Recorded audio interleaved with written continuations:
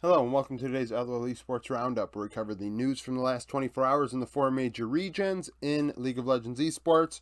That includes news, recap the games from today in the LEC, and then preview tomorrow's in the LPL. I did do a lot of my MSI stat work for the 7 teams that are locked to go to the tournament in a few weeks, so expect that content to begin rolling out tomorrow.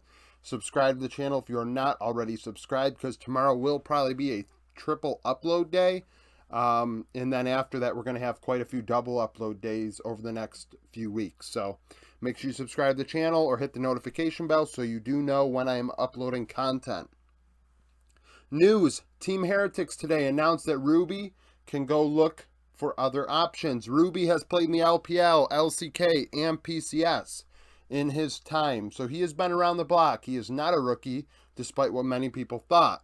A 3.1 KDA, 8.4 CS per minute, 64.5 KP, on average losing lane, and not, I guess he's like average in terms of, I guess he's below average in terms of both, in terms of getting around and being involved, and also his farm. 690 damage per minute, 29.2 damage share, so you can't take that away from him. He is probably the second biggest damage dealer on the team. 22-1 gold share. On average, during laning phase of 15 minutes, it was break even. 20 gold and down 100 XP.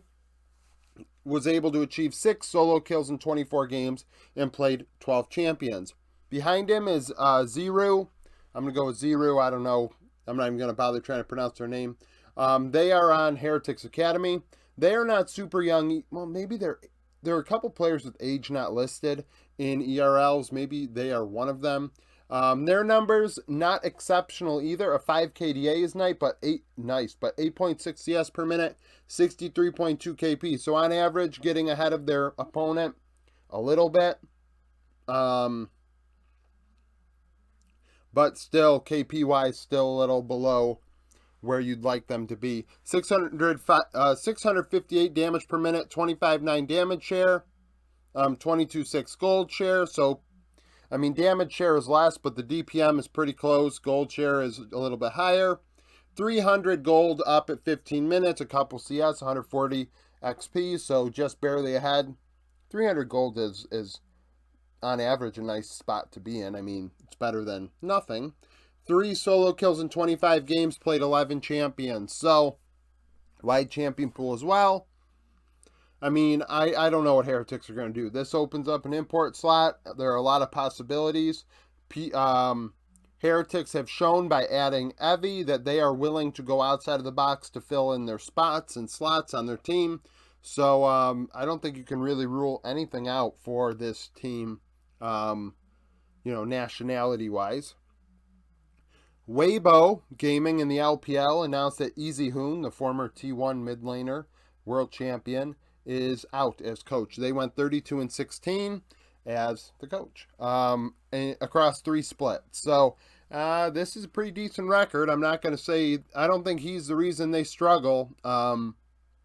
Be more apt to say the Shy might be part of that problem.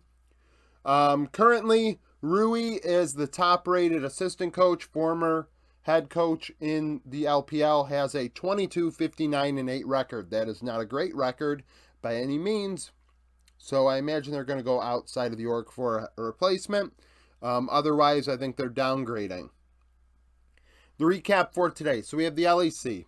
Astralis and Vitality, both 6-3. Vitality win 2-0 pretty easily, as Bo goes on to put up a great MVP performance, absolutely smacking the shit out of 113, going 23-5, 26, 29% of damage. Kaiser 1-3 and 33 had the best KDA on Vitality. Finn 9-11 4, 33% of damage for Astralis. I thought Finn was definitely the best player, just including putting his stats on here as the strongest stats. I thought that he handled Photon and lane pretty well, given the circumstances of the way the game was going. 113 just did not have it for Bo. Bo got after him on the Wukong and then the Lee Sin. I think having 11 and 12 kills respectively. It wasn't like one game was more lopsided than the other. Just absolutely smashed him. I don't even think 113 had 100 CS in game 1. Just not not great at all. Bot lane, Kabe and Yonghoon, leaving a lot to be desired. Yonghoon's Nautilus looked like crap today. He missed many hooks, like blatantly, like awful misses. And Kaiser showed up in a big way, which is why he had the best KDA. He didn't die, right? Which is pretty nice out of a support.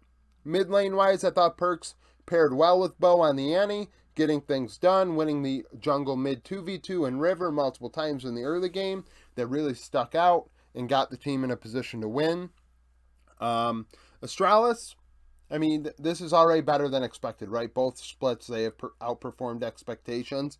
And I think, anybody like bad-mouthing Astralis are just like, I don't know. I think they're just like oblivious to everything. It's just, it's unfortunate. I think 113's put up a very, very good split, given the fact where we thought he was going to be. I mean, for a guy that I, as well as many others, thought he was out of his, out of his class when it came to joining the LEC at this point in his career, he's performed at a high level at 18 years old. I think that he's put together 2 good splits. We'll see how he does in summer.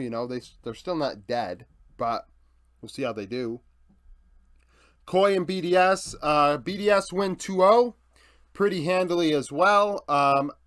I will say it wasn't as lopsided, but I don't think Koi... I mean, Game 1 was an absolute stomp, and then Game 2, it was a little back and forth until it wasn't anymore.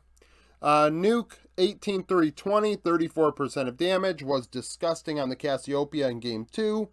Crowny, 16-3-17, was MVP. Comp, 6-7-6, 39% of damage for Koi. Crowny was MVP. He had a Penta on Zeri in Game 1. And if you have followed along with my channel, you'll know that Pentas earn you automatic MVP status to me. I feel like those don't happen every day. Now, Nuke's Cassiopeia performance in Game 2, I would say doesn't happen every day either, but it's more in the realm of possibilities than pentakills to be relied upon. As far as the game is concerned, I thought that Sisgenda did not take advantage of Adam as much as we would have liked. Not to say that Sisgenda is better than Adam, but Adam's played quite poorly as of late. And Sisgenda was on Kennen in both games, and I thought he would do a lot more. He did not. Coming off of yesterday, where I thought he played exceptional, he was my MVP in their win over G2. As far as jungle and mid is concerned, I thought Malring... Game 1 on the Trundle wasn't great. It allowed BDS to get ahead. It just did not fit at all, and BDS just kind of rolled them. It's just very ugly, frankly. Very ugly. And once Crowny started getting fed on Zeri, it was over.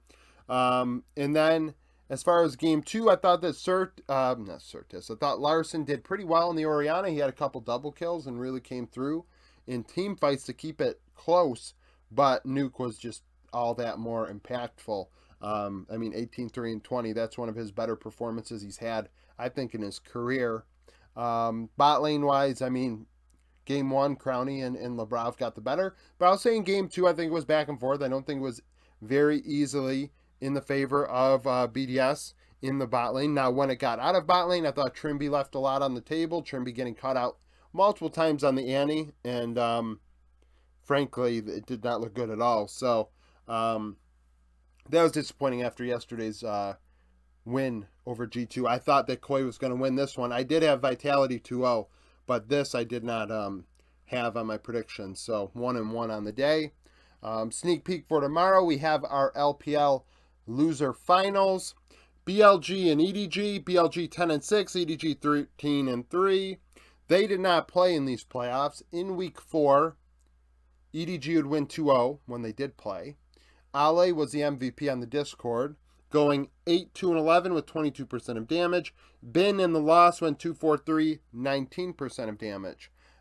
Definitely, obviously it's an interesting matchup. A lot is on the line, right? This is a matchup to determine who goes to MSI.